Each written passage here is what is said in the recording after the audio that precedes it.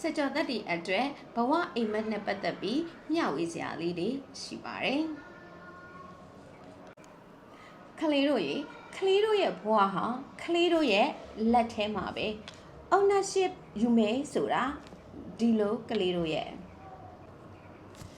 ဒီနေ့ဗီဒီယိုလေးမှာ ownership ယူဖို့စကြောတက်တီအတွက်အဆင့်၄ဆင့်ကိုမျှဝေပေးသွားမှာဖြစ်ပါတယ်နံပါတ်1အဆင့် I choose ငါကိုယ်တိုင်ရွေးချယ်တယ်လို့ကိုပြောပါနံပါတ်2အချက် small proof တက်သေးတိဆောက်ဖို့လုပ်ပါတယ်အနည်းဆုံးတစ်နေ့ကိုငါ15မိနစ်လေ့ကျင့်မယ်ဆိုတာမျိုးဖြစ်ပါတယ်နံပါတ်3အချက် no comparison တငယ်ချင်းနဲ့ကိုမနိုင်ရှင်မိပါစေနဲ့ဘာဖြစ်လို့လဲဆိုတော့ကလေးတို့ comparison kills motivation ကို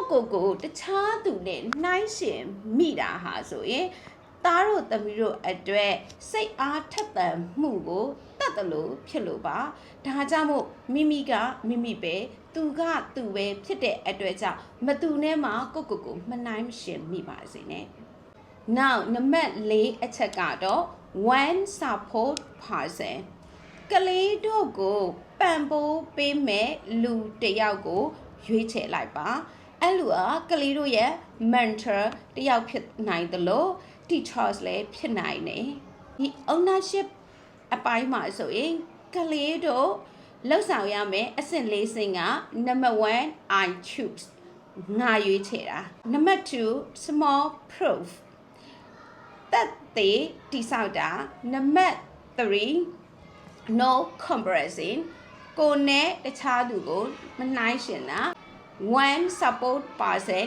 ကိုရဲ့ရည်ရွယ်ချက်တွေကိုအထောက်ပံ့ပေးနိုင်မဲ့လူတစ်ယောက်ကိုရွေးချယ်တာပဲဖြစ်ပါတယ်ကဲဒါဆိုရင် ownership နဲ့ပတ်သက်ပြီးတော့ဒီချက်စုကကလေးတို့ကို exercise တစ်ခုပေးပါမယ် okay ကလေးတို့ရွေးချယ်ရမယ်အချက်၄ချက်ထဲက small proof ကိုတက်သေးတိဆောက်ရမယ်ကိုဂတိကဝတ်ပြုရမယ်အဲ့ဒီကဝတ်ကတော့ငါ